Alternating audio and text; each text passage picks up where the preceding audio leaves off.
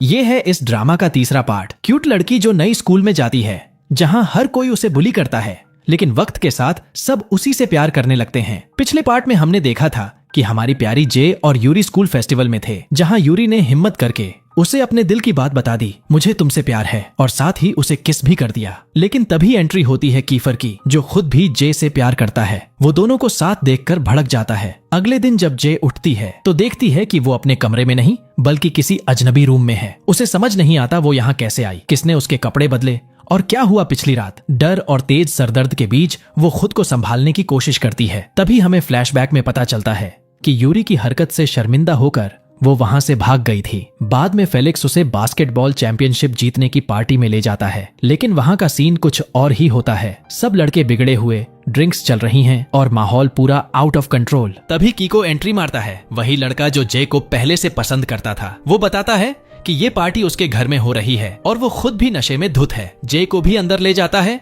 और सबको चिल करने को कहता है। अंदर सब मस्ती में झूम रहे होते हैं, कोई डांस कर रहा है, कोई बेवकूफी कर रहा है। एक लड़का फेलिक्स से कहता है, भाई इसको भी हिट कर दे, लेकिन जे शालीनता से बत्तख की तरह डांस करती है। सब हंस पड़ते हैं, खासकर फेलिक्स। तभी कीको जोर से बोलता है कि ये पार्टी फेलिक्स के लिए है क्योंकि उसने बास्केटबॉल जीता है। सब फेलिक्स के लिए चीयर करने लगते हैं। फेलिक्स। लेकिन हमारी जे को अचानक भूख लगती है। वो खाने की तलाश में घर में घूमने लगती है। तभी देखती है मीका किसी अजनबी लड़के के साथ खड़ी है। जे को लगता है कि मीका अपने बॉयफ्रेंड को धोखा दे रही है, तो वो जाकर उसे डांटती है। लेकिन सच्चाई कुछ और होती है। वो अजनबी असल में मीका का बॉयफ्रेंड ही होता है, जो पहचान छुपाने के लिए गेटअप बदल कर आया था ताकि कीफर को पता न चले, क्योंकि कीफर और कीको की दुश्मनी पुरानी है। सब तय करते हैं कि आधे घंटे में पार्टी छोड़ देंगे, लेकिन जे बाथरूम जाने का बहाना करके निकलती है और तभी एक नशे में धुत लड़का उसे देखकर अपनी गर्लफ्रेंड समझ बैठता है। वो उसके करीब आने की कोशिश करता है, पर तभी कीको पहुंच जाता है,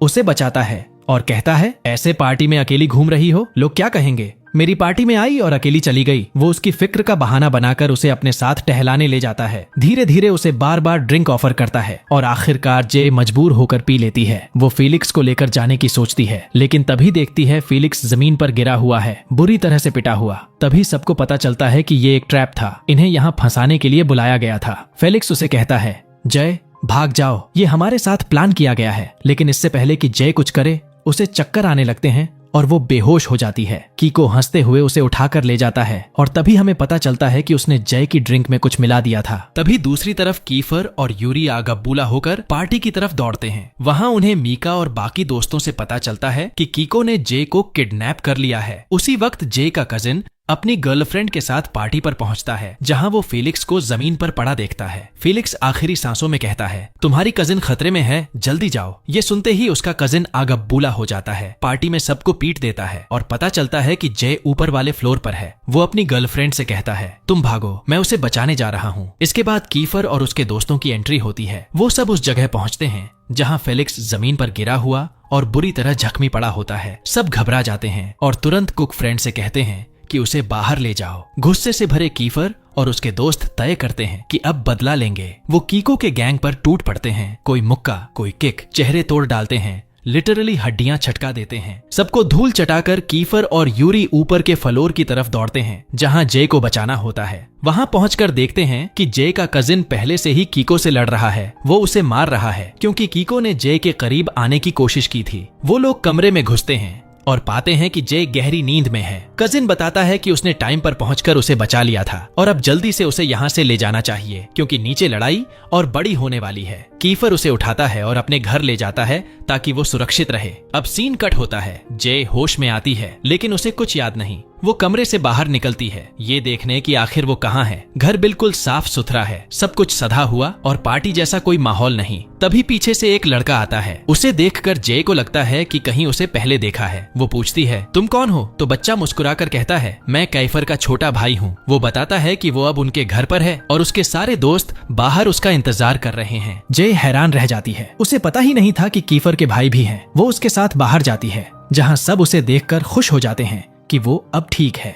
जे दौड़कर फेलिक्स के पास जाती है और पूछती है, तुम ठीक हो? फेलिक्स मुस्कुराते हुए कहता है कि अब वो बिल्कुल ठीक है और माफी मांगता है कि वो पार्टी में उसे प्रोटेक्ट नहीं कर पाया। फिर बताता है कि कीफर और उसके दोस्तों ने ही समय पर पहुंचकर उसे बचाया। तभी यूरी आता है और पूरी सच्चाई बताता है। कीको का असली टारगेट तुम थी जे। उसने फेलिक्स को बस एक बहाने के तौर पर इस्तेमाल किया ताकि तुम्हें फंसा सके, लेकिन शुक्र है कि हम टाइम पर पहुंच गए। जे हैरान रह जाती है। उसे विश्वास नहीं होता कि कीको उसके साथ इतना घटिया प्लान बना सकता है। वो सबको शुक्रिया कहती है कि उन्होंने उसे बचाया। बाद में यूरी केफर से बात करता है और कहता है, देख, जे को अब और मत इन सब प्लान्स में शामिल कर। वो मासूम है और उसे पहले ही बहुत बार खतरा हो चुका है, बस उसे दूर रख। ये सुनकर कीफर आग बबूला हो जाता है, इतना गुस्सा कि उसके हाथ में पकड़ा ग्लास वो जोर से तोड़ देता है और उसका हाथ कट जाता है। उधर फेलिक्स को अब भी गिल्ट है कि जय उसकी वजह से खतरे में पड़ी, लेकिन जय उसका मन हल्का करते हुए कहती है, मैं तुमसे नाराज नहीं हूँ, मैं अपनी मर्जी से तुम्हारे साथ पार्टी में गई थी। तभी उसे कीफर का हाथ जख्मी दिखता है। वो यूरी से पूछती है कि क्या हुआ, लेकिन यूरी कुछ नहीं बताता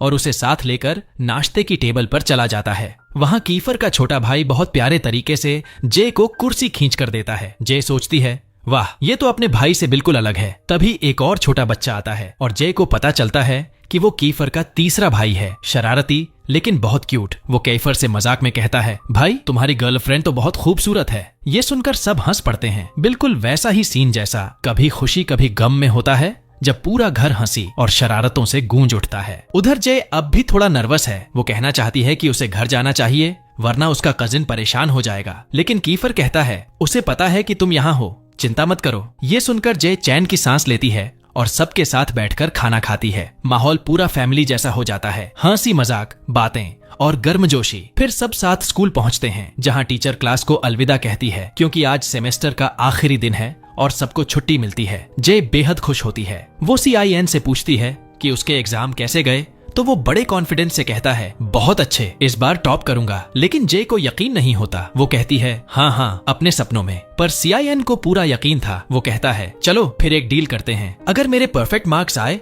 तो तुम्हें बताना होगा कि तुम्हें कौन पसंद है और तुम्हें सबके सामने उसे किस भी करना होगा, लेकिन अगर नहीं हुए तो जो तुम कहोगी मैं वो करूंगा। जे को ये चैलेंज थोड़ी ऑकवर्ड लगती है, लेकिन अंदर से वो कॉन्फिडेंट है कि सामने वाला लड़का फेल ही होगा, तो वो एक्सेप्ट कर लेती है। फिर रात को दोनों साथ पहुंचते हैं हैलोवीन पार्टी में और जैसे ही पार्टी शुरू होती है, CN अपनी चाइल्ड लाइक नेचर दिखा देता है। जे को छोड़कर छोटे बच्चों के साथ खेलने लग जाता है। हमारी जे ये देखकर हैरान रह जाती है। तभी कीफर का छोटा भाई उसे देख लेता है और थोड़ा टांग खींचने वाले मूड में उसके पास आता है। वो जे से उसकी कैंडीज छीन लेता है, लेकिन तभी कीफर आकर गुस्से में उसे डांट देता है, शर्म कर, मैंने तुझे ऐसे नहीं पाला। उसका भाई पलट कर कहता है, भाई तूने पाला ही कब है, मैं तो खुद से बड़ा हुआ हूँ। इस जवाब पर जे जोर से हंस देती है और बोलती है, सही कहा, तू तो अपने भाई पर ही गया है। फिर वो उसे कैंडीज दे देती है ताकि वो नाराज ना हो। थोड़ी देर बाद CN आता है और हाँ, ये जनाब भी किसी बच्चे से कैंडीज चुरा कर लाए हैं। तभी एक लड़का CN से बहस करने लगता है, लेकिन जैसे ही वो जे को देखता है बस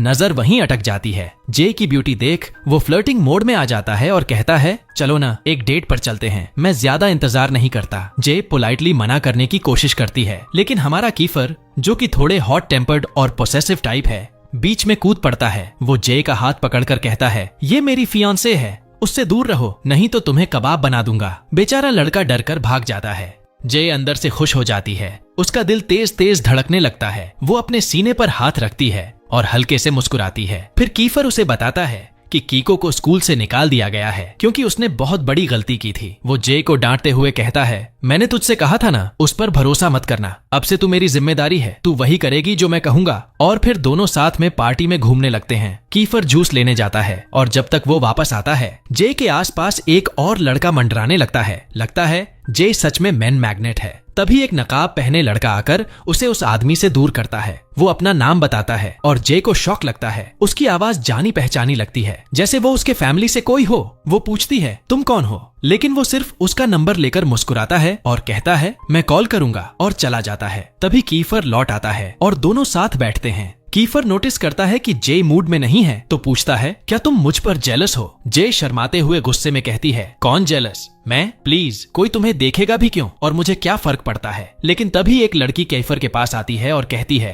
क्या तुम मेरे साथ डांस करोगे? जे के अंदर आग लग जाती है। वो लड़की के बाल खींचने का सोचती है, मगर खुद को रोक लेती है। कीफर हाँ कह देता है, लेकिन जे को भी साथ खींच लेता है। चलो तुम भी डांस करो। जे डांस फ्लोर पर ऐसे मस्ती से नाचती है जैसे कोई परवाह ही नहीं, और कीफर उसे देखकर हंस पड़ता है। फिर म्यूजिक बदलता है। अब बजती है एक स्लो रोमांटिक धुन। कीफर मौका पकड़ लेता है, जे का हाथ थाम लेता है, धीरे से उसे अपनी ओर खींचता है और उसकी आंखों में देखने लगता है। जे का दिल जोर जोर से धड़कने लगता है, चेहरा लाल हो जाता है, लेकिन वो खुद को रोक नहीं पाती। वो भी उसकी बाहों में आ जाती है। दोनों उसी म्यूजिक पर खो जाते हैं जैसे वक्त ठहर गया हो। उस पल में जे को सारे मोमेंट्स याद आ जाते हैं जब कीफर उसके साथ था, और उसे एहसास होता है कि वो उससे प्यार करने लगी है। वो थोड़ा झुकती है, शायद किस करने के लिए, लेकिन शर्म के मारे रुक जाती है। मगर कीफर, वो तो बैड बॉय है ना, वो आगे बढ़ता है और सबके सामने उसे किस कर देता है। जे शॉक में लेकिन अंदर से खुश, जबकि कीफर कूल अंदाज में मुस्कुरा देता है, तुम शरीफ हो, मैं नहीं। दिन के आखिर में कीफर जे को घर तक छोड़ने आता है। दोनों एक दूसरे को देखते हैं लेकिन कुछ कह नहीं पाते, बस वो ऑकवर्ड सी खामोशी।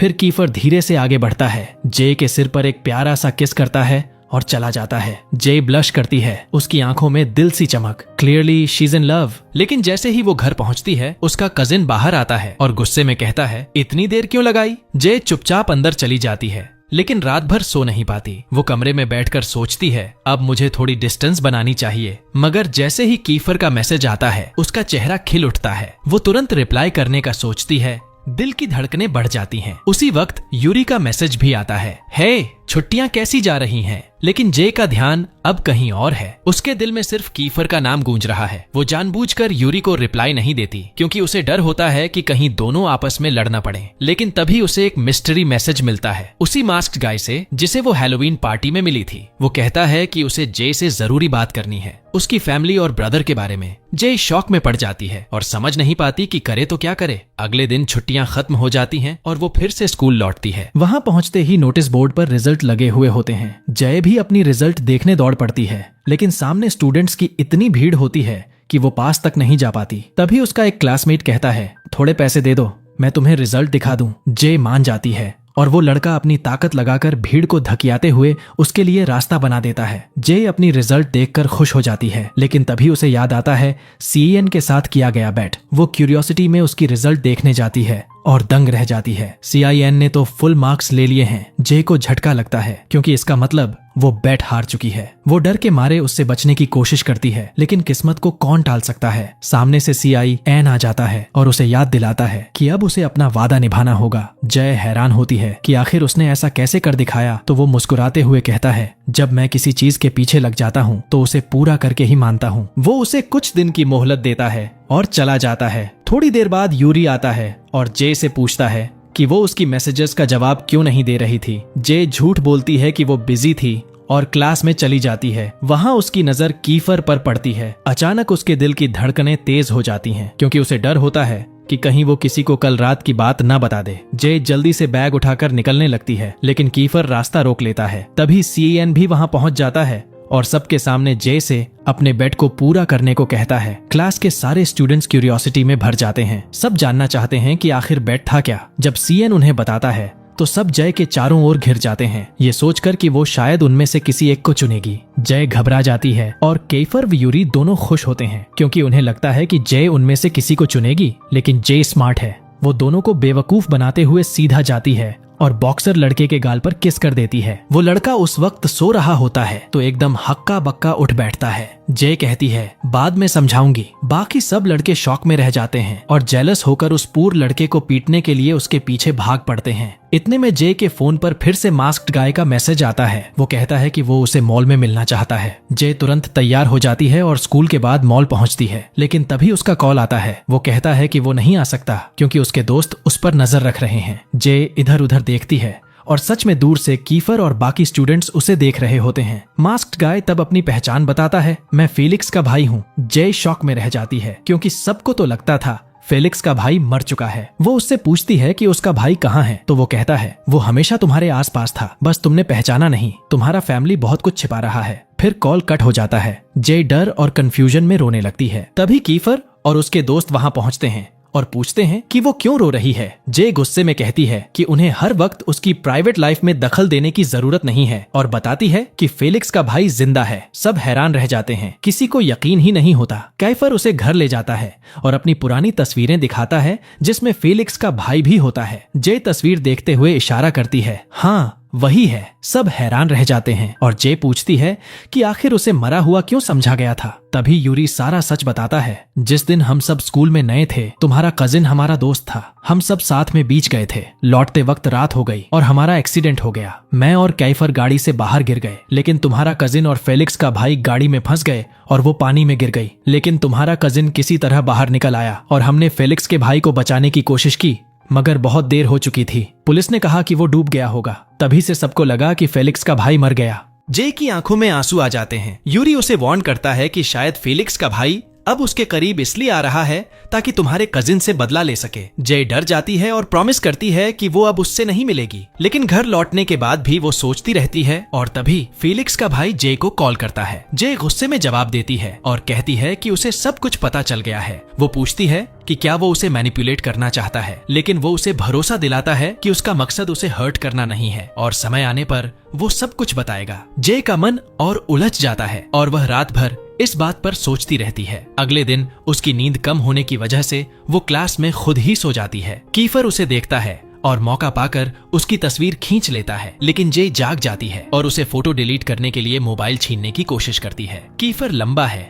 और जे छोटी, इसलिए वो स्ट्रगल करती है, लेकिन यूरी उन्हें देख लेता है और नाराज हो जाता है। आखिरकार जे सफल होती है, फोटो डिलीट कर देती है, लेकिन कीफर के फोन में उसकी एक्स गर्लफ्रेंड की तस्वीरें देखकर उसे जेलसी होती है। वो गुस्से में आ जाती है और सीट बदलकर यूरी के पास बैठ जाती है, लेकिन कीफर पीछा नहीं छोड़ता। दोनों टॉम और जेरी जैसे दौड़ते रहते हैं और अंत में जे मजबूर होकर उनके बीच में बैठ जाती है। तभी टीचर क्लास में प्रवेश करता है और यूनिवर्सिटी एडमिशन फॉर्म्स बांट देता है। क्लास के अंत में कीफर सो जाता है और जे मौका देखकर रिवेंज लेने का निर्णय करती है। वो मार्कर लेकर उसके चेहरे पर ड्रॉ करती है। जब कीफर उठता है, क्लासमेट्स हंसते हैं और वो खुद को मोबाइल में देखता है। गुस्सा हो जाता है और यूरी से जे को पकड़वाकर उसके चेहरे पर मूंछें बना देता है। फिर वो अपने दोस्तों के पीछे दौड़ता है जो उस पर हंस रहे थे। इसके बाद जे अपने क्लासमेट के पास जाती है जिसने उसे रिजल्ट देखने में मदद की थी। वो उसे पैसे उधार देती है और क्लासमेट खुश होकर वादा करता है कि जल्दी ही पैसे लौटाएगा। स्कूल के बाद जे घर लौटती है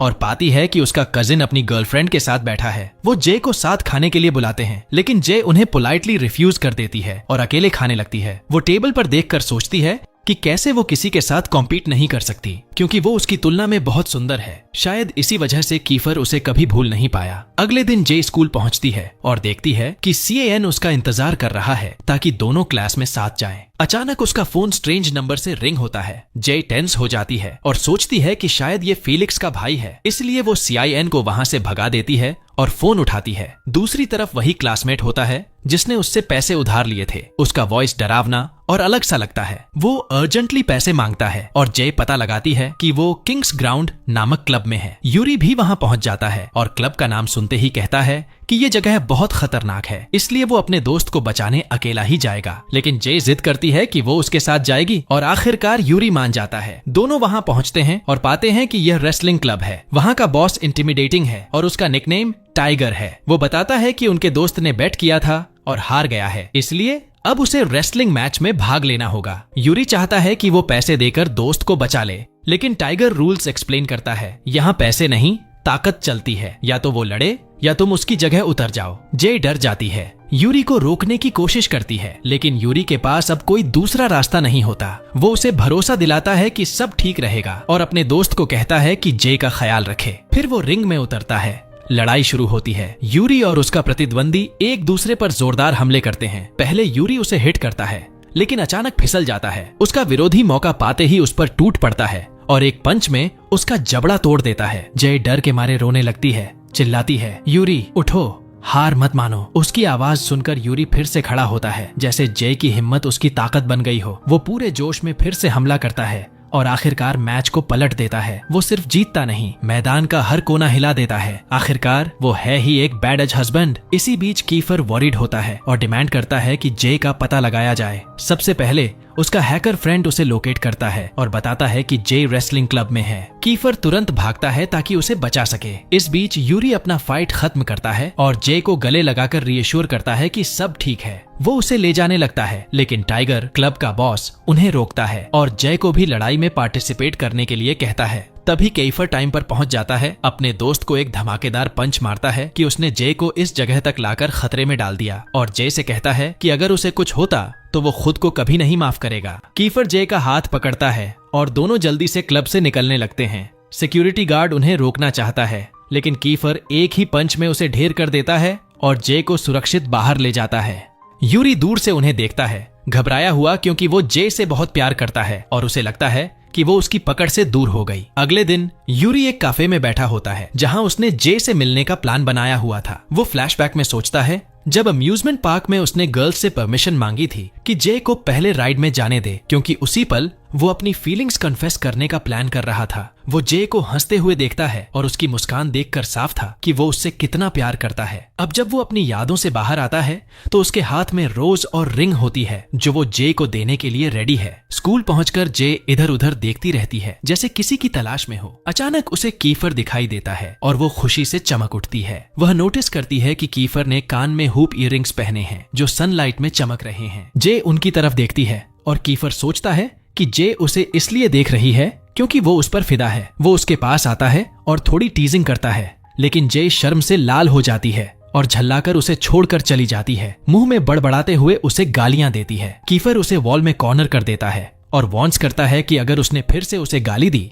तो वो उसे जबरदस्त पनिशमेंट देगा, और इस दौरान वो उसे चिढ़ाते हुए देखता रहता है। जे नर्वस हो जाती है और मजबूरी में चुप हो जाती है, लेकिन गुस्से में फिर से अपना मुंह बंद नहीं कर पाती। फिर जे अपने क्लासमेट्स के साथ यूनिवर्सिटी विजिट के लिए जाती है। वहां वो नोटिस करती है कि सीएन अपनी टाई नहीं बांध पा रहा। वो आगे बढ़कर खुद उसकी टाई सेट कर देती है। बाकी सारे लड़के भी उसी के पास आ जाते हैं। जय, मेरी भी बांध दो ना, क्योंकि क्लास में वही एक लड़की है जिसे ये काम आता है। यूरी भी इम्प्रेस करने के लिए खुद टाई बांधने की कोशिश करता है, पर उल्टा गड़बड़ कर देता है। जे हंसते हुए उसकी भी ठीक कर देती है और बस कीफर का जेलसी मोड ऑन हो जाता है। वो जानबूझकर अपनी टाई भी खोल देता है ताकि जे उसकी भी बांध दे, जबकि उसे खुद अच्छी तरह आता है। जे उसे टोकती है, अरे मैंने देखा था, तू खुद बांध सकता है, अब क्या चाहिए। फिर भी जे का दिल बड़ा है, वो उसकी टाई भी बांध देती है ताकि वो नाराज न हो। कीफर जे की नरमी देखकर खो जाता है, उसकी आंखों में सीधा देखता रहता है, लेकिन जय शर्म से उसकी टाई खींच देती है। बस करो अब। फिर सब यूनिवर्सिटी पहुंचते हैं। जे वहां एक टीचर की फोटो देखती है जो बिल्कुल उसी जैसी दिखती है। उसे लगता है कि शायद वो उससे जुड़ा हुआ है।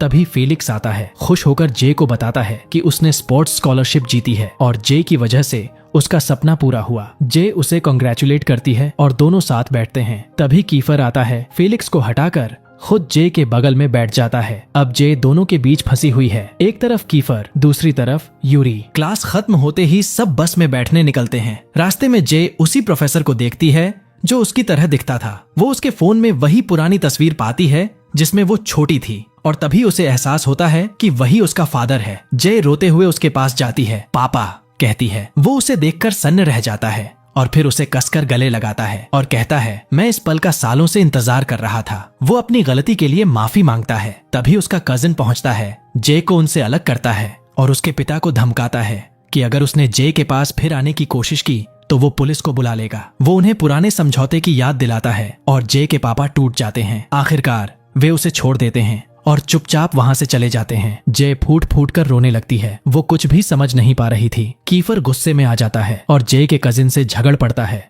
यहाँ तक कि उसे जोर से धक्का देकर गिरा देता है। यूरी और कीफर दोनों ही जे को संभालने की कोशिश करते हैं, लेकिन वो पूरी तरह टूट चुकी होती है। जे घर लौटती है रोती हुई और अपने अंकल का सामना करती है। आपने मुझसे झूठ क्यों बोला? मेरा पापा जिंदा है तो आपने मुझे उससे क्यों दूर रखा? आपके और उनके बीच आखिर क्या समझौता था? अंकल उसकी हालत देखकर पिघल जाता है, लेकिन फिर भी जवाब देने से इनकार करता है। बस इतना कहता है, तुम्हें सब कुछ कल पता चलेगा जब तुम्हारी माँ आएगी। जे सख्त लहजे में कहती है कि वो अपनी माँ से नहीं मिलना चाहती और गुस्से में घर छोड़कर निकल जाती है। वो सीधा कीफर के घर पहुंचती है और नोटिस करती है कि वो अकेला रहता है। जे पूछती है, तुम अकेले रहते हो? तुम्हारे पेरेंट्स कहाँ हैं? कीफर उदास नजर से जवाब देता है, माँ मर चुकी है और पापा ने दूसरी शादी कर ली तो मैंने उन्हें घर से निकाल दिया। तब से मैं और मेरे भाई अकेले रहते हैं। फिर वो जय से पूछता है, और तू यहाँ क्यों आई है? माँ के पास क्यों नहीं गई? जय चुप हो जाती है, कुछ नहीं कहती। माहौल हल्का करने के लिए कीफर एक गेम का आइडिया देता है, कॉन्फेशन गेम। दोनों बारी बारी से एक दूसरे से सवाल पूछेंगे, जो जवाब नहीं देगा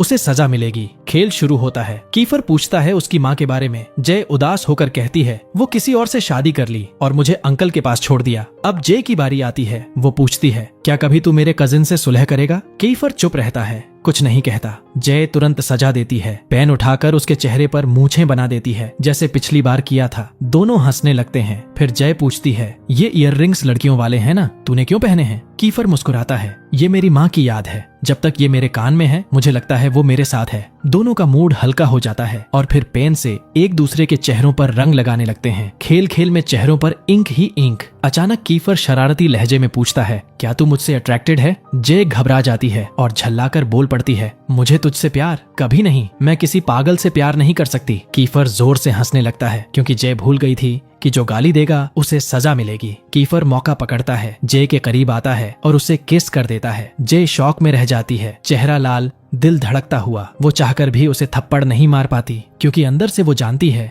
उसे कीफर वाकई पसंद है। अगले दिन जय अपने दोस्तों के साथ स्कूल जाती है, लेकिन रास्ते में देखती है कि कीफर का छोटा भाई किसी लड़के से झगड़ रहा है, बस इसलिए कि उसने उसकी गर्लफ्रेंड से बात कर ली थी। छोटा है पर फाइटर कम नहीं। उस लड़के का मुंह लहूलुहान कर देता है। जय हैरान होती है कि कीफर बीच में नहीं जा रहा। तभी यूरी आता है और कीफर के भाई को धक्का देकर रोकता है। कीफर को गुस्सा आता है और वो यूरी को मुक्का मार देता है। यूरी पलटकर जवाब देता है तो कीफर उसके कमजोर हिस्से पर किक मारता है और उसे नीचे गिरा देता है। जय आग बबूला हो जाती है, इनफ कीफर, गलती तुम्हारी और तुम्हारे भाई की है। वो यूरी को उठाकर उसकी मदद करती है और गुस्से में कीफर को वहीं छोड़ देती है। बाद में सब एक रेस्टोरेंट में बैठते हैं। जय को यूरी की सादगी और शांति बहुत भाती है। यूरी खुश होकर कहता है, थैंक यू जय, तुमने मेरा साथ दिया, और फिर धीरे से आई लव यू कह देता है। लेकिन वो ये बात जापानी में बोलता है ताकि जय समझ न सके। सीएन माहौल हल्का करने के लिए कहता है, देखो कीफर बुरा नहीं है, उसे अभी तक अपने किए पर गिल्ट हो रहा होगा। तभी कीफर वहाँ आता है, सबको डिनर पर ट्रीट देता है और सीधा यूरी के पास जाकर हाथ मिलाता है। No hard feelings. दोनों मुस्कुराते हैं, यही होती है असली दोस्ती। लेकिन जय अब भी नाराज होती है और कहती है, तुम्हें माफी मांगनी चाहिए। मगर कीफर का तो ईगो बहुत बड़ा है, वो मना कर देता है और अपने स्टाइल में बोलता है, अगर मैं तुझे तेरे पापा की लोकेशन बता दूं तो माफ कर देगी? जय के चेहरे पर मुस्कान लौट आती है। डील, अब तो मैं तुझसे कभी नहीं लड़ूंगी, अगली बार तेरे ही साइड रहूंगी। उधर जय का अंकल अपने परिवार के साथ बैठा बिजनेस की बात कर रहा होता है। कंपनी पर भारी कर्ज है और दिवालिया होने का खतरा मंडरा रहा है। तभी जय वहां आती है, लेकिन सब उसे टाल देते हैं और कहते हैं कि थोड़ा आराम कर लो। जय के जाने के बाद अंकल कहता है, हमें किसी अमीर की मदद चाहिए। यूरी के दादाजी हमारी कंपनी को बचा सकते हैं, इसीलिए जय को यूरी से सगाई करनी होगी। अगले दिन स्कूल में यूरी जय से मिलने आता है और उसे लंच के लिए इनवाइट करता है ताकि उसकी मदद के लिए शुक्रिया कह सके। जय मान जाती है और दोनों उसी कैफे में जाते हैं जहां पिछली बार यूरी जय का इंतजार कर रहा था। लेकिन इस बार जय का दिमाग कहीं और खोया हुआ था। वो बस अपने पिता के बारे में सोच रही थी। यूरी नोटिस करता है कि वो बिल्कुल ध्यान नहीं दे रही। थोड़ा सा उदास होकर कहता है, तुम मेरे साथ भी हो फिर भी कहीं और खोई हुई हो। जय तुरंत माफी मांगती है और उसके गाल पर हाथ रखती है और कहती है, सॉरी, अब नाराज मत हो। यूरी का चेहरा लाल पड़ जाता है, एकदम उसके बालों के रंग जैसा।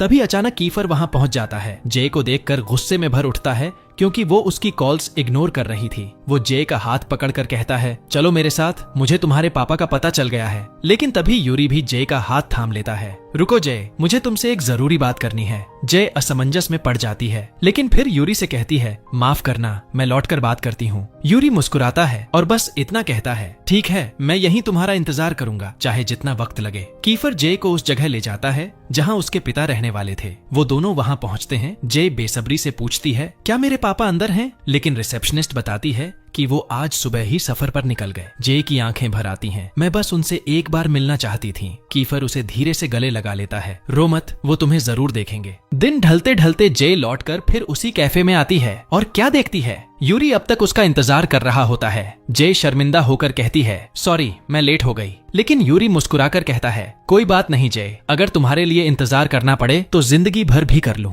फिर वो हिम्मत जुटाता है, एक गुलाब और एक अंगूठी निकालता है और कहता है, जय, मैं तुमसे प्यार करता हूँ, मैं तुम्हें प्रपोज करना चाहता हूँ। मैं वादा करता हूँ कि हमेशा तुम्हें खुश रखूंगा, लेकिन मैं चाहता हूँ कि तुम सोचकर जवाब दो। इतना कहकर वो चला जाता है ताकि जय पर कोई दबाव न पड़े। जय सन्न रह जाती है। उसके मन में खुशी, झिझक और उलझन सब एक साथ उमड़ आते हैं। घर लौटकर जय के मन में वही बातें घूम रही होती हैं। तभी उसके अंकल की बीवी अंदर आती है और जय के पास पड़ी अंगूठी देख लेती है। वो मुस्कुराकर जय से कहती है, किसी ने तुम्हें ये दी है तो फिर वो सच में तुमसे प्यार करता है, क्योंकि ये अंगूठी तुम्हारे साइज की है, बहुत सोच समझकर चुनी गई है। फिर सलाह देती है, जवाब देने से पहले दिल से सोच लेना। जय थोड़ा भावुक हो जाती है, लेकिन मन और उलझ जाता है। इसी बीच जे की माँ का फोन आता है। वो बताती है कि मैं दोबारा शादी करने वाली हूँ और चाहती हूँ तुम शादी में आओ। जय भड़क जाती है। आपको अब याद आई मैं आपकी बेटी हूँ? आपने तो मुझसे पापा के बारे में भी कुछ नहीं बताया, और गुस्से में फोन काट देती है। अगले दिन जय नोटिस करती है कि अंगूठी गायब है। वो नौकरानी से पूछती है, लेकिन फिर देखती है कि उसके कजिन के हाथ में वही रिंग है। वो बताता है कि उसे पता है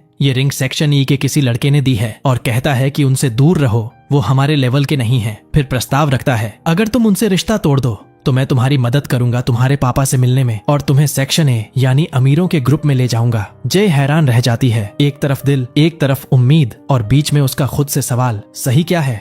अगले दिन स्कूल में सब न्यू ईयर की तैयारी में लगे होते हैं। जय खुश हो जाती है। सब एक साथ काम कर रहे होते हैं जैसे एक परिवार। वो भी मदद करने लगती है। तभी उसकी नजर कीफर के लॉकर पर पड़ती है जहां एला नाम लिखा होता है। जय के दिल में जलन उठती है, लेकिन कीफर खुद जाकर वो नाम मिटा देता है। वो सब अब अतीत है। जय, अब मैं सिर्फ आज में जीता हूँ। जय मुस्कुरा देती है। उसे कीफर का ये बदला हुआ रूप बहुत अच्छा लगता है। उसी वक्त यूरी आता है। जय को सजावट लगाते हुए देखता है। क्योंकि वो नन्ही सी है इसलिए ऊपर तक नहीं पहुंच पा रही। वो पास आकर उसकी मदद करता है। जय को एक अजीब सी धड़कन महसूस होती है। दिल दोनों के लिए धड़क रहा है, लेकिन समझ नहीं पा रही कि किसके लिए ज्यादा। वो अपनी क्लास के बाकी दोस्तों को देखती है जो सब मिलकर हंस रहे होते हैं। जय की आंखें नम हो जाती हैं। उसे लगता है यही तो मेरा असली परिवार है। कीफर उसे देखता है, समझ जाता है कि कुछ गलत है। धीरे से कहता है, डोंट वरी जय, मैं हूं ना, जब तक मैं हूं कोई तुम्हें रुला नहीं सकता। जय उसके शब्दों से पिघल जाती है, मुस्कुराती है और थैंक यू कहती है। तभी यूरी दौड़ता हुआ आता है। कीफर, बाहर कुछ लड़के तुम्हें ढूंढ रहे हैं। लेकिन इस बार बात लड़ाई तक पहुंच गई है। कीफर बेपरवाह मुस्कुराता है, कोई बात नहीं,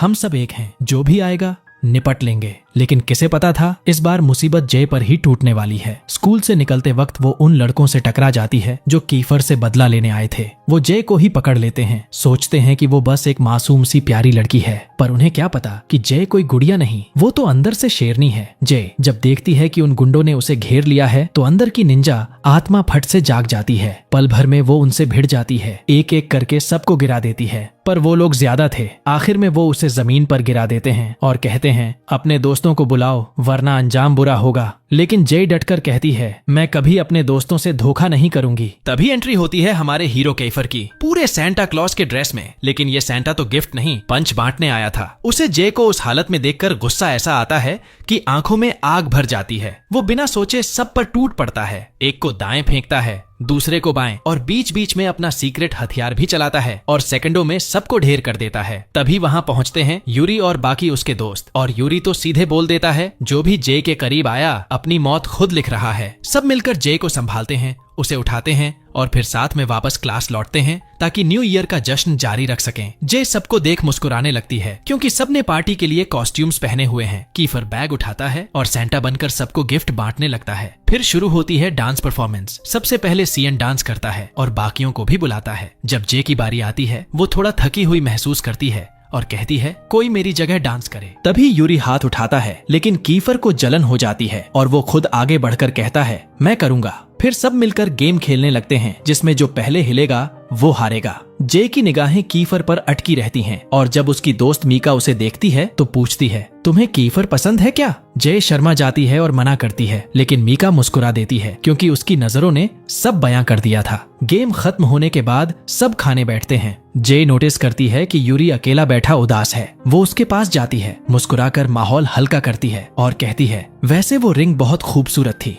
मुझे सच में पसंद आई। यूरी के चेहरे पर खुशी लौट आती है और वो जानबूझकर मजाक करने लगता है ताकि अपनी उदासी छुपा सके। लेकिन कीफर उन्हें साथ देखकर फिर से जलने लगता है, भले ही जय का दिल उसी की तरफ झुक रहा हो। तभी क्लास में हंगामा मच जाता है। कोई चिल्लाता है, भाई चिकन कौन खा गया? सब एक दूसरे को शक से देखते हैं। जय सिचुएशन संभालती है, दोस्तों शायद चिकन किसी की प्लेट में ही रह गया होगा। वो सबकी प्लेट चेक करती है लेकिन चिकन गायब। फिर जब वो देखती है कि CIN वहां नहीं है तो उसे ढूंढने लगती है, और क्या देखती है, वो मेज के नीचे छुपकर पूरा चिकन अकेला खा रहा होता है। जय हंसते हंसते लोटपोट हो जाती है। CIN शर्मिंदा होकर कहता है, माफ करना जय, चिकन ने मुझे बहका दिया, इतना जूसी था कि खुद पर काबू नहीं रख पाया। सब हंस पड़ते हैं। तभी उनका दोस्त शेफ अंदर आता है और बाहर के रेस्टोरेंट से ढेर सारा खाना लेकर आता है और पूरा ग्रुप फिर से जश्न में डूब जाता है। इसके बाद बॉक्सर जय को एक गिफ्ट देता है, एक नेकलेस जिस पर उसका नाम लिखा होता है। जे खुश होकर थैंक्स बोलती है, लेकिन बाद में पता चलता है कि असली गिफ्ट देने वाला कोई और था, फेलिक्स का भाई। खाना खत्म होते ही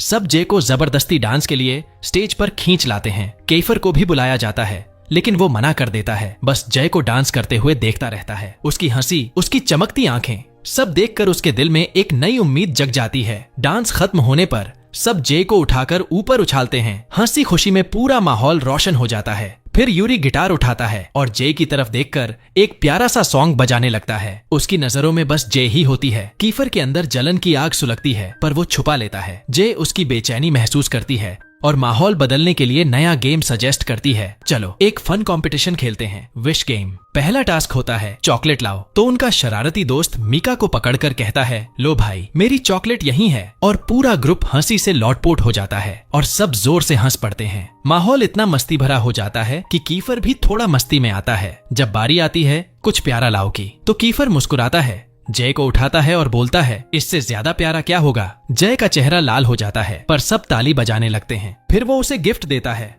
और जब जे खोलती है तो अंदर से निकलता है किसी का किंग साइज मजाक, इंडोमी नूडल्स का पैकेट। जे का चेहरा देखकर सबकी हंसी नहीं रुकती। यूरी तो बस वहीं बैठा जलता रह जाता है। तभी गेम में अगली रिक्वेस्ट आती है, बताओ जिसे तुम पसंद करते हो। और यूरी मौका नहीं छोड़ता। जे को सीधा अपनी बाहों में उठाकर सबके सामने बोलता है, दोस्तों ये रही वो जिससे मैं प्यार करता हूँ। पूरा क्लास शॉक्ड। जे शर्म से लाल और फौरन खुद को छुड़ाकर भाग जाती है। जाकर सीएन के पास बैठ जाती है ताकि माहौल थोड़ा नॉर्मल लगे। सब सोचते हैं कि ये तो बस मजाक था, लेकिन हमारे दिल तो अब तक धड़क रहे हैं। अब आती है गिफ्ट एक्सचेंज की बारी। सब अपनी अपनी गिफ्ट्स खोलते हैं, किसी को बेल्ट, किसी को हैंगर, किसी को टूटे खिलौने, और हमारे यूरी को मिलता है एक लेजेंडरी झाड़ू। पर मीका की गिफ्ट तो एकदम धमाकेदार निकलती है। उसने अपने बॉयफ्रेंड से लिपस्टिक गिफ्ट ली थी और वहीं सबके सामने उसे लगाकर गाल पर किस कर दी। पूरा क्लास चीयर करता है। वाह भाई, आगे का सोच लिया इसने। जे जब अपनी गिफ्ट खोलती है तो अंदर से निकलते हैं मेंस क्लॉथ्स। सब हैरान। जे खुद सोचती है, क्या मैं अब लड़कों वाले कपड़े पहनने लगी क्या। उसे लगता है कीफर ने भेजी होगी, पर असल में वो सीएन की शरारत निकलती है। वो गुस्से में भागती है और कहती है, रुक जा सीआईएन, आज तेरे दांत अलग गिने जाएंगे।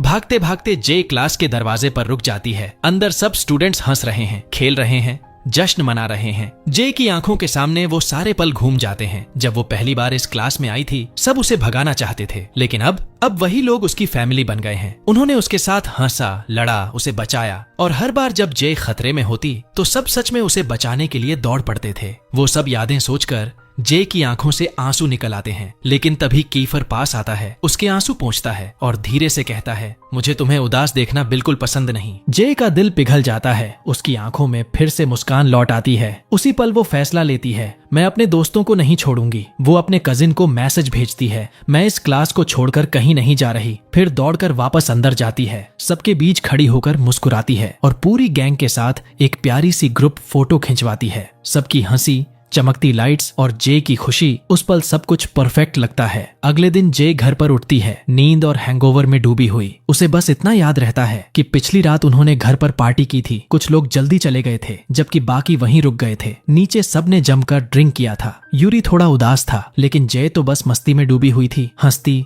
बातें करती, सबको हंसा रही थी। धीरे धीरे उसे कुछ कुछ याद आने लगता है और वो शर्मिंदा महसूस करती है। उसे एहसास होता है कि शायद कुछ बहुत अहम हुआ था, मगर वो ठीक से याद नहीं आ रहा। उसे याद आता है कि वो सीआईएन और फेलिक्स के साथ बैठी थी, तभी सब आकर ड्रिंक करने लगे थे। सब हैरान थे क्योंकि जे आम तौर पर नहीं पीती थी, मगर उस रात वो बस यूरी का ध्यान चाहती थी। यूरी उसके और करीब खिंचता चला गया, लेकिन जे इतनी ज्यादा नशे में थी कि उसे संभालना मुश्किल हो गया। धीरे धीरे सब सो गए। जे को भूख लगी तो वो नीचे गई कुछ खाने के लिए। तभी यूरी आया और उससे बात करने लगा, उसी प्रपोजल के बारे में जो उसने पार्टी में किया था। उसने कहा कि वो तब भी बहुत खूबसूरत लग रही थी जब वो गुस्से में थी। जे ने उसे टाल दिया, सोचते हुए कि वो नशे में है, लेकिन यूरी ने कहा कि वो सच में उससे प्यार करता है और जे बस उससे भाग रही है क्योंकि वो खुद भी कुछ महसूस करती है, मगर मानना नहीं चाहती। यूरी ने उसका हाथ पकड़ लिया, घुटनों पर बैठ गया और बोला, इस बार सीरियसली बताओ, क्या तुम मुझसे शादी करोगी। जे दंग रह गई। उसने सोचा भी नहीं था कि बात शादी तक पहुंच जाएगी। उसने कहा कि वो बहुत कंफ्यूज है और इतनी कम उम्र में शादी जैसी बात नहीं सोच सकती। यूरी का दिल टूट गया और वो चुपचाप चला गया। जे वहीं खड़ी रह गई। जो कुछ हुआ था वो बार बार सोचती रही। उसे याद आया कि पिछली रात यूरी और कीफर के बीच कुछ बात हुई थी, शायद उसी से जुड़ा था ये सब। अगले दिन जब वो नीचे आती है तो देखती है कि उसकी दादी घर आई हैं। सब बहुत खुश हैं। तभी अचानक सीएन आता है। जय हैरान तो होती है पर खुश भी। वो बहुत सौम्य और अच्छा लगता है, लेकिन जब किसी ने मजाक में कहा कि क्या वो दोनों रिलेशनशिप में हैं, तो सीएन ने तुरंत इनकार किया। जे ने तुरंत बात काट दी, क्योंकि सब, यहाँ तक कि अंकल भी, उन्हें देख रहा था। अंकल को ये सब पसंद नहीं आता। उसे लगता है जे को पढ़ाई पर ध्यान देना चाहिए, प्यार व्यार पर नहीं। वो उसे साइड में ले जाकर समझाने की कोशिश करता है, क्योंकि वो जे की बहुत परवाह करता है। उधर सीएन जे की दादी के बहुत करीब आ जाता है, जो उसे दिल से चाहने लगी थी। इसी बीच अंकल अपनी वाइफ से बात करते हुए ये कबूल करता है कि उसे जे पर सख्त होने का अफसोस है, लेकिन साथ ही वो ये भी जानना चाहता है कि जे को वो अंगूठी किसने दी जो वो पहने हुए है। जे नहीं चाहती थी कि कोई, खासकर अंकल, उसके पर्सनल मामलों में दखल दे। सब कुछ चल ही रहा था कि उनके परिवारों के बीच दिवालिया होने से बचने के लिए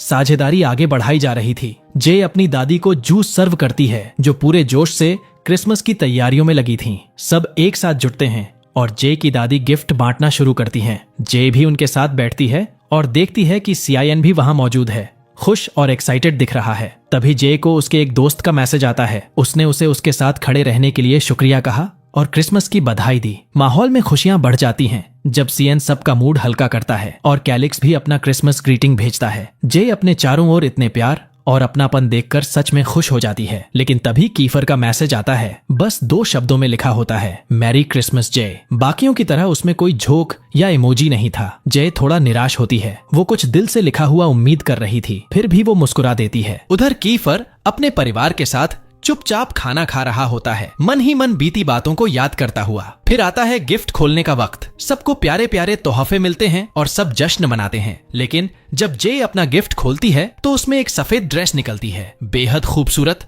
पर हैरान कर देने वाली। वो समझ नहीं पाती कि इसका क्या मतलब है और बाकी सब भी सोच में पड़ जाते हैं कि जे की रिएक्शन क्या होगी। आखिर वो अभी इतनी छोटी है। एक हफ्ता बीत जाता है और जे कहीं नजर नहीं आती। उसकी आंटी और दादी उसे देखने की तैयारी करती हैं, लेकिन तभी जे खुद सामने आ जाती है, उसी सफेद टाइट ड्रेस में। सब हैरान रह जाते हैं। अंकल को तुरंत कुछ महसूस होता है। वो पहले से ज्यादा बेचैन लगने लगता है, लेकिन जे को समझ नहीं आता कि वो ऐसा क्यों बर्ताव कर रहा है। फिर आता है न्यू ईयर ईव, खासकर हनामिची होटल में होने वाली बड़ी पार्टी। यूरी को यकीन था कि जय वहां जरूर आएगी। पार्टी शुरू होती है और सब यूरी के परिवार से मिलते हैं। जय को सबके सामने इंट्रोड्यूस किया जाता है। वो कोशिश करती है कि वो नॉर्मल दिखे। तभी उसकी नजर कीफर पर पड़ती है। उसे देखते ही उसका चेहरा खिल उठता है, लेकिन कीफर का लहजा ठंडा और दूर होता है, जैसे अब वो पहले वाला नहीं रहा। जे थोड़ा असहज होकर ड्रिंक लेने जाती है। तभी सिंगर का परफॉर्मेंस शुरू होता है। गाना वही होता है जो कभी कीफर ने जे के लिए गाया था। वो पल जे के दिल को गहराई तक छू जाता है। उसे एहसास होता है कि कीफर ही वो इंसान है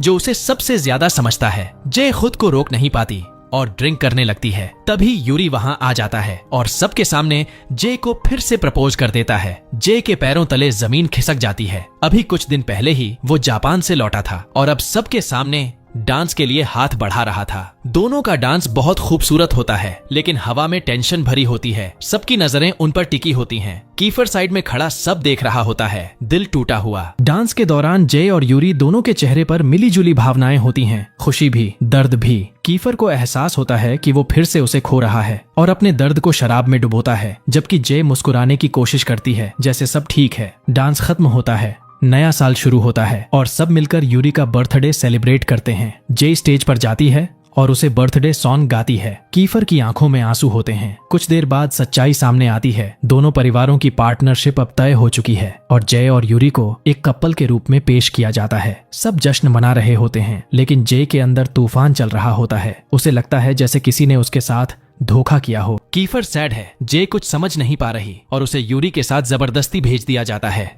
उसका परिवार गिल्ट में है कि उन्होंने जय को इस बारे में पहले क्यों नहीं बताया, और साथ ही थोड़ा गुस्से में भी। उन्हें लगता है कि यूरी के परिवार ने उनकी कमजोरी का फायदा उठाया। कीफर और जय दोनों टूट चुके हैं, लेकिन यूरी खुश है क्योंकि उसे आखिर वो लड़की मिल गई जिससे वो बरसों से प्यार करता था। जय बाहर से नॉर्मल दिखने की कोशिश करती है, लेकिन अंदर से वो बिखर चुकी है। उसे पता चलता है कि सब यहाँ तक कि उसका परिवार और दोस्त भी इस एंगेजमेंट के बारे में पहले से जानते थे। अकेली और टूटी हुई जे पार्टी से रोते हुए निकल जाती है। उसे यकीन ही नहीं होता कि क्या ये सब सच है या कोई बुरा सपना। शादी का फैसला कैसे हो गया और उसे किसी ने बताया तक नहीं। बाहर अंकल उसे रोते हुए देखता है। वो कबूल करता है कि उसे सब समझाना था, मगर मौका नहीं मिला। उसकी आवाज में अफसोस झलकता है। वो कहता है, हमारे पास कोई और रास्ता नहीं था जय। हमारे परिवार का बचना इसी पार्टनरशिप पर निर्भर था। जय की आंखें भर जाती हैं और वो बस खामोशी से खड़ी रह जाती है, टूटे हुए दिल के साथ। अंकल जैसे इंसान से तो जय को सबसे ज्यादा उम्मीद थी कि वो उसकी जिंदगी के फैसले खुद नहीं करेगा। जय टूटे हुए लहजे में कहती है, हाँ मैंने बहुत गलतियां की हैं, सब कुछ ठीक करने की कोशिश में, लेकिन शादी के लिए मुझे मजबूर करना। मैं अभी बच्ची हूँ, मुझे पढ़ना है, काम करना है, अपनी जिंदगी खुद जीनी है। सब उसे समझाने लगते हैं कि शादी अभी नहीं होगी, बस एंगेजमेंट है, एक दूसरे को समझने का मौका।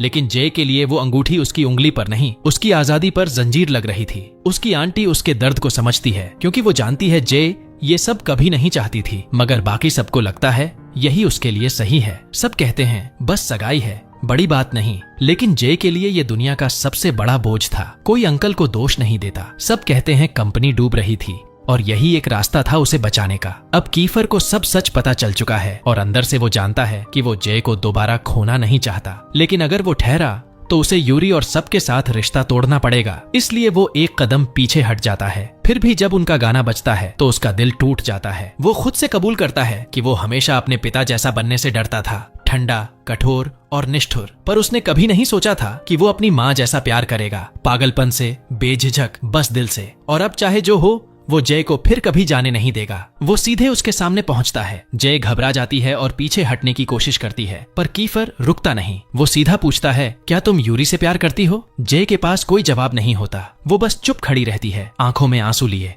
तब कीफर कहता है, या तो जवाब दो या मुझे किस करो। जय फिर भी चुप रहती है, बस रोती है। और उसी दर्द भरे सन्नाटे में कीफर उसे किस कर देता है। शायद वो अलविदा था या शायद कुछ और गहरा। जय उसे धक्का देती है, गुस्से और उलझन में चिल्लाती है कि वो ऐसा कैसे कर सकता है इस हालात में। लेकिन कीफर फिर से उसे कसकर अपने पास खींच लेता है और एक बार फिर उसे किस कर देता है, इस बार और गहराई से, जैसे दिल का सारा दर्द उसी पल में बहा देना चाहता हो। दोनों की आंखों से आंसू गिर रहे होते हैं। तभी डिंग, लिफ्ट खुलती है और कुछ लोग अंदर आते हैं। पल टूट जाता है। दोनों जल्दी से एक दूसरे से दूर हट जाते हैं, जैसे कुछ हुआ ही ना हो। लेकिन हवा में अब भी वो जलता हुआ एहसास बाकी रहता है। जय अपने परिवार को याद करती है जिन्होंने हमेशा उसकी रक्षा की, जबकि कीफर अपने सीक्रेट से पीछा नहीं छुड़ा पाता।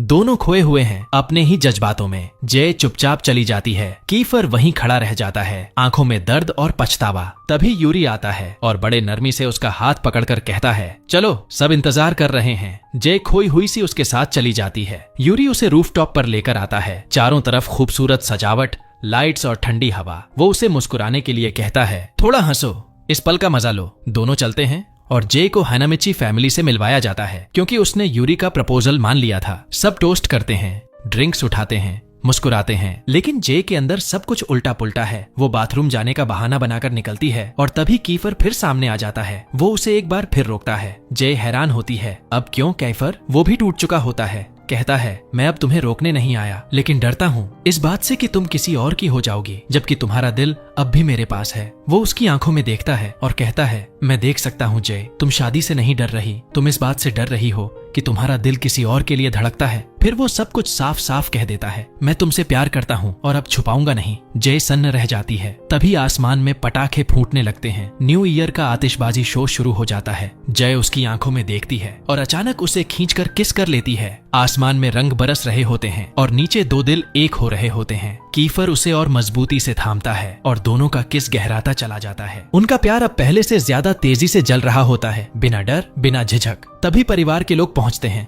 यूरी की माँ अपने बेटे को दूर खड़ा देखती है, टूटा हुआ, अकेला, किसी का इंतजार करते हुए जो शायद अब कभी लौटकर ना आए। वहीं जय अब भी कीफर की बाहों में होती है और दोनों की आंखों से आंसू गिरते हैं, लेकिन इस बार खुशी के, बिना यूरी के, बिना किसी स्पष्टीकरण के। जय को आखिर पता चल जाता है कि उसका दिल सच में किसका है और कीफर, वो अब उसे रोकता नहीं, बस थामे रखता है। दोनों पूरी रात साथ रहते हैं, जबकि बाहर जश्न चलता रहता है और यूरी चुपचाप अकेला अपनी बिखरती ख्वाहिशों को देखता रहता है। और यहीं पर खत्म होता है इस सीरीज का सीजन 1। अब सवाल ये है, क्या जय हमेशा के लिए कीफर के साथ रहेगी या यूरी और परिवार की उम्मीदों के बीच फिर से फंस जाएगी? अगर आप भी जानना चाहते हैं आगे क्या होगा, तो चैनल को जरूर सब्सक्राइब करो, बेल आइकन दबाओ ताकि कोई भी अगला वीडियो मिस ना हो जाए। यहाँ स्क्रीन पर तुम्हें कुछ और शानदार वीडियो मिलेंगे जो वाकई कमाल के हैं। तुम्हारा कीमती वक्त देने के लिए बहुत बहुत धन्यवाद। फिर मिलेंगे अगले वीडियो में एक नई कहानी के साथ।